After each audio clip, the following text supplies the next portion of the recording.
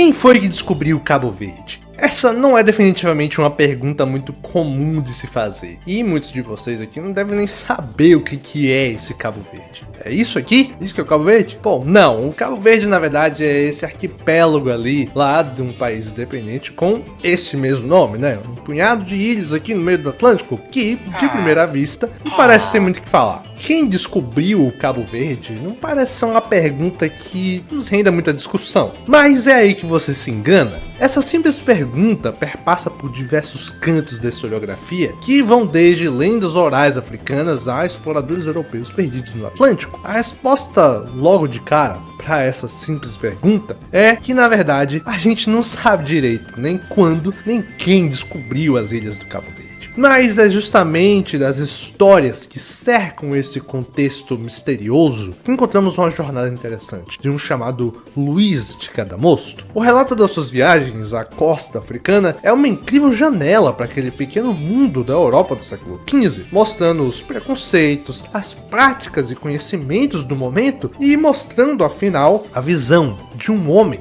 totalmente removido do que lhe era conhecido. Vamos adentrar um pouco as viagens de Cadamosto e essa problemática que segue com quem descobriu o arquipélago do Cabo Verde.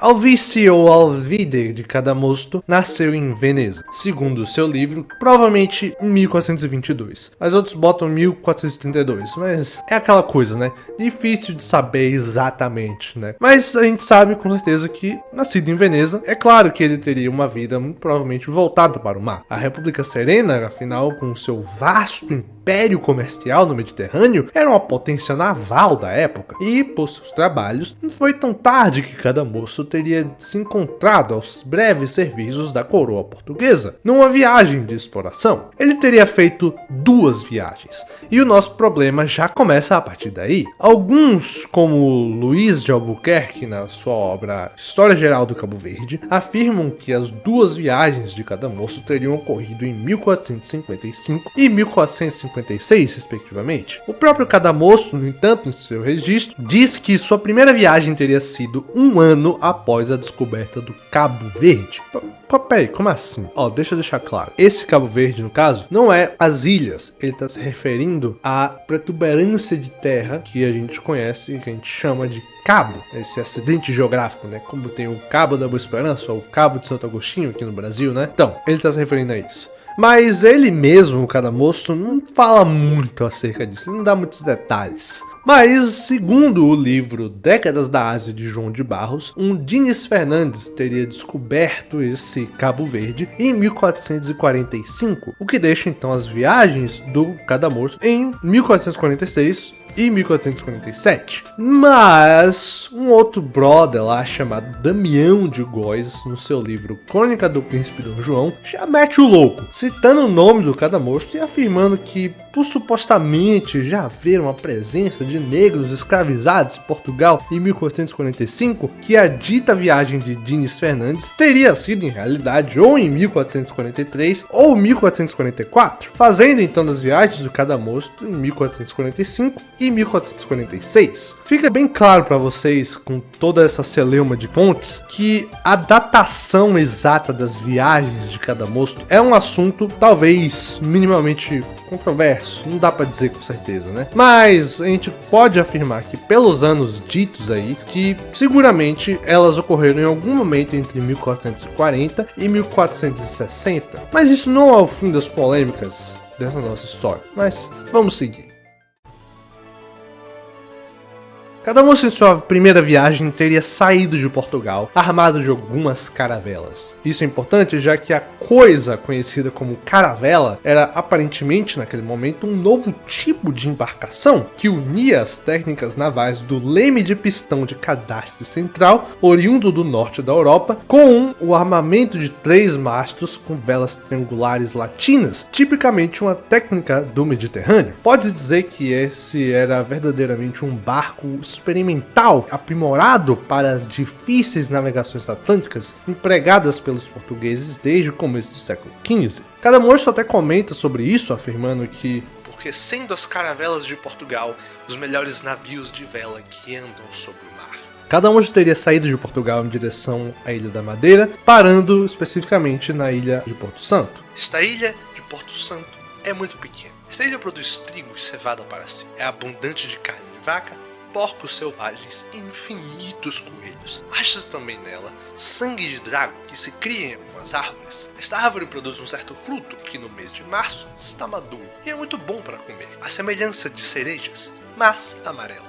Fazendo referência ao dragoneiro, uma árvore típica do arquipélago da Madeira, e como a gente pode ver, ele é bem descritivo quanto à terra que ele está, e ele vai fazendo esse tipo de descrição por todo o relato, na verdade. Mas, enfim, fazendo escala ali na Ilha da Madeira propriamente, o Cadamostro parte de lá em direção às Canárias, na época sob disputa, embora o arquipélago fosse verdadeiramente reconhecido pelo Papa como sendo posse do reino de Castela. Cadamostro descreve então as diferentes habitações do arquipélago, com as ilhas habitadas por cristãos europeus sendo menores e menos densas comparadas com aquelas ainda habitadas pelos povos nativos daquele arquipélago. As outras 3 habitadas por idólatras são maiores e muito mais povoadas. Bom, aqui por esse comentário ficam claros os preconceitos do navegador, incapaz de conceber formas de viver diferentes do padrão visto na Europa. É difícil a gente dizer até que ponto é genuína curiosidade e tentativa de explicação, uma explicação, claro, pautada em termos que o próprio Cadamostro conhece, ou se é puro e simples preconceito étnico mesmo, as descrições que ele tenta fazer. Mas ele comenta ainda mais.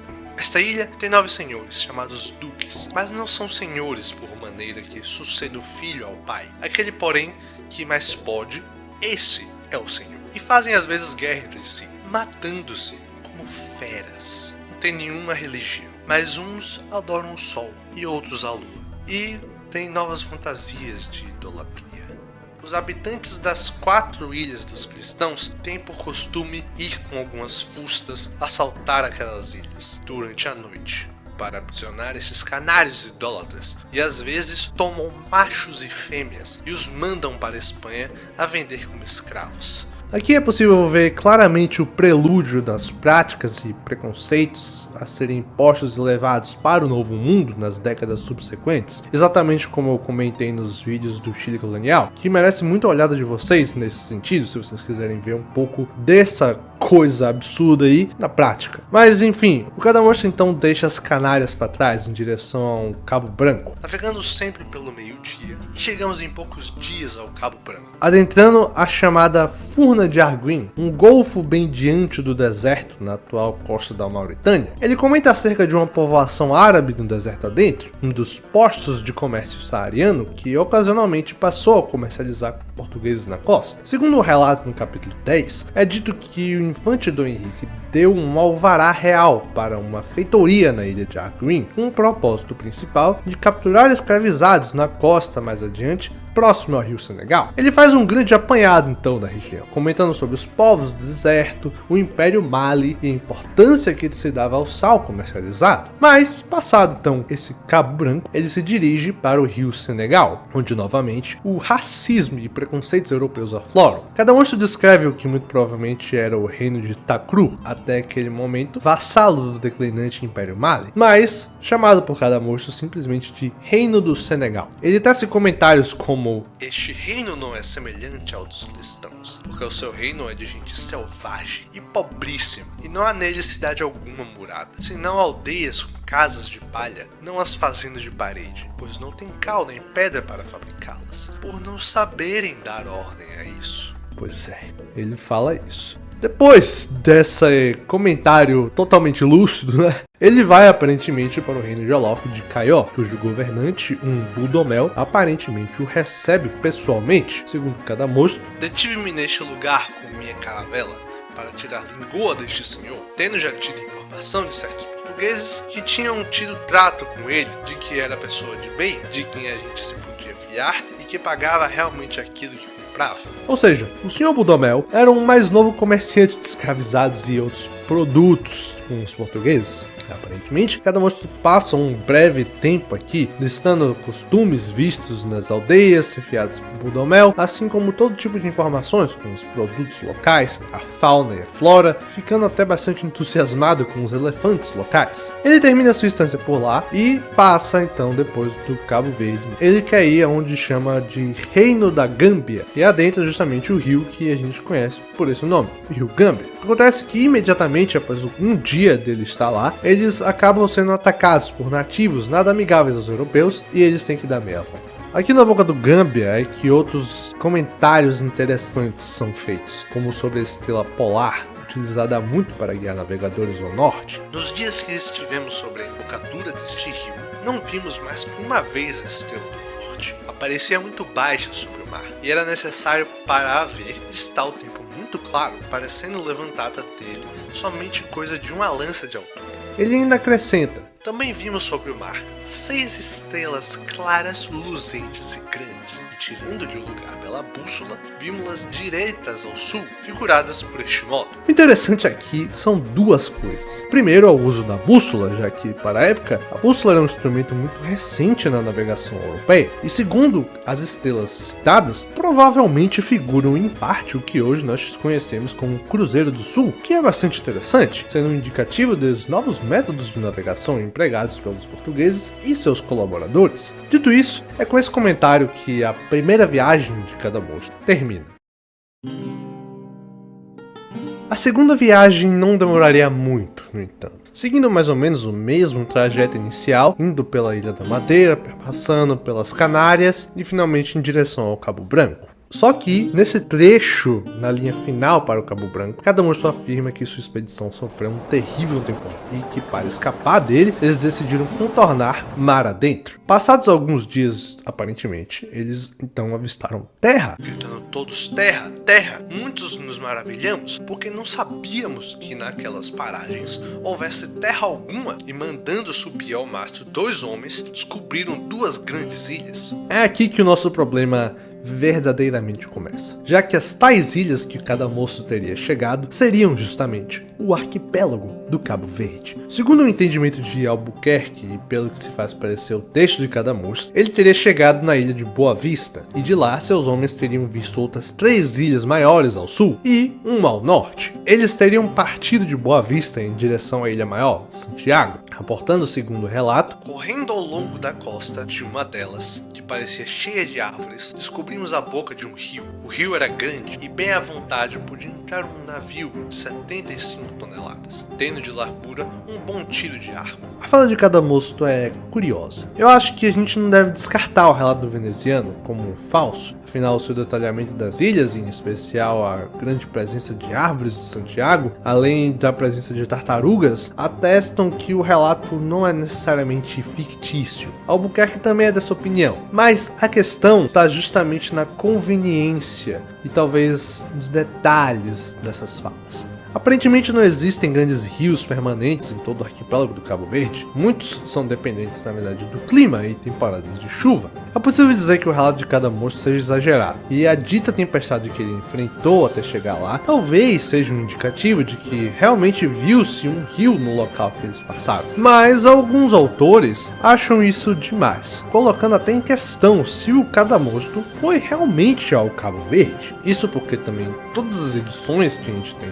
hoje desse texto são cópias de cópias, com a mais antiga aparentemente sendo dos anos 1500. É bastante possível que alguns autores, para embelezar o navegador, tenham adicionado as informações já conhecidas sobre as ilhas e colocando ele como o verdadeiro descobridor delas. Mas tanto eu como o Albuquerque acreditamos que talvez isso seja se precipitar demais, velho. De toda forma, chegamos à conclusão então que cada monstro certamente passou pelas ilhas do Cabo Verde. Mas aí surge uma outra questão. Albuquerque afirma que os documentos reais, que datam de 1462, oficializam o descobrimento das ilhas por um genovês, Antônio Danoli, exatamente neste ano. O argumento de Albuquerque, então, aqui é que muito provavelmente Cadamosto não deu a devida importância àquelas ilhas que ele encontrou, não as reportando direito ao rei. Daí, quando outros exploradores, como é o caso de Danoli e o Diogo Gomes, que redescobriram essas ilhas e viram nelas o seu real potencial colonial, né, imediatamente tomaram a dianteira junto da coroa para povoar essas ilhas. Nessa história toda, ainda nos falta também a visão dos povos da própria Senegambia ali, muito mais próximo, não é mesmo? E se eles já não teriam descoberto essas ilhas muito antes de qualquer europeu? E é uma visão relativamente sensata e até lógica, mas que aparentemente carece de sustentação substancial, sabe? Lendas orais são aparentemente o melhor que temos. E mesmo que a gente transcenda um pouco e afirme com toda a certeza que os navegadores africanos foram a essas ilhas, é certeiro que essas viagens que eles podem ter feito devem ter sido esporádicas e de muito pouca importância, caindo no esquecimento e deixando as ilhas desertas como os europeus as encontraram. A viagem de Cadamosto, no entanto, continuou mesmo depois dessa breve passagem pelo Cabo Verde, com ele voltando ao rio Gâmbia, dessa vez aparentemente conseguindo estabelecer relações mais amigáveis com os nativos e indo até bem rio adentro, muito provavelmente até próximo das corredeiras desse rio, com Cadamosto comentando: "Neste lugar que deitamos âncora era um rio muito mais estreito que na embocadura, pois segundo eu julgo, tinha mais largura do que uma milha, e nele se vê desaguar muitas correntes de água, que também são rios que aqui se metem." Passados então alguns bons dias, com mercadorias adquiridas, informações, descrições, parará, Cadamosto retorna ao Atlântico, ainda justificando o seu retorno num aspecto que é bem importante e ceifaria a vida de muitos europeus por vários séculos, porque serviria de impedimento para a exploração europeia ao interior africano, que é algo que eu já comentei na série da Partilha da África. Ao cabo de 11 dias que aqui estivemos, determinamos de partir e vir para a Foz do Rio, porque muitos dos nossos principiavam a adoecer de febres agudas e contínuas, sendo que imediatamente levantamos âncora. Ele viaja mais um pouco até um local que chama de Cabo Vermelho, mas que em italiano fica Cabo Rosso, e acaba, conforme os anos, nos portugueses, vira Cabo Roxo, situado na atual Guiné-Bissau, e com a sua viagem finalmente terminando pouco depois daí. Ao que parece, ele explorou um pouco da foz do rio Corubal, ainda também ali na Guiné-Bissau, para então retornar à Europa. As viagens de Cadamosto e o seu colorido registro nos mostram uma janela para o passado, a perspectiva de um homem genérico do seu tempo, com todos os seus preconceitos, o racismo já em pleno desenvolvimento na mente europeia e a intolerância religiosa para com religiões de matriz africana. Mas, embora tenha realmente tudo isso, esse relato também nos mostra um ser humano tentando fazer sentido de um mundo muito diferente do seu, e muitas vezes até inconcebível para sua visão de mundo. O relato também nos mostra alguns dos detalhes interessantes que cercam as navegações portuguesas e de seus colaboradores, como o uso das caravelas, a bússola, a navegação astronômica em pleno desenvolvimento e a prática de catalogar as terras desconhecidas. E, afinal, quem é que descobriu o Cabo Verde? Bom, essa pergunta e a sua resposta são meramente um exemplo clássico do que se encontra na historiografia. Várias fontes, quase sempre conflitantes umas com as outras, sendo necessário uma análise e finalmente uma tomada de decisão até segunda ordem, até novas fontes, não é mesmo? A gente pode dizer que foram os próprios africanos, muito antes do século XV, que descobriram, ou dizer que foi Danoli, em 1462, podemos dizer que foi o próprio Cadamosto, mas aí teremos que escolher se foi em 1445, 1446 ou 1456. Talvez a resposta precisa da pergunta não seja, na verdade, importante, e sim todo o trajeto de aprendizado que tivemos de fazer para tentar respondê-la.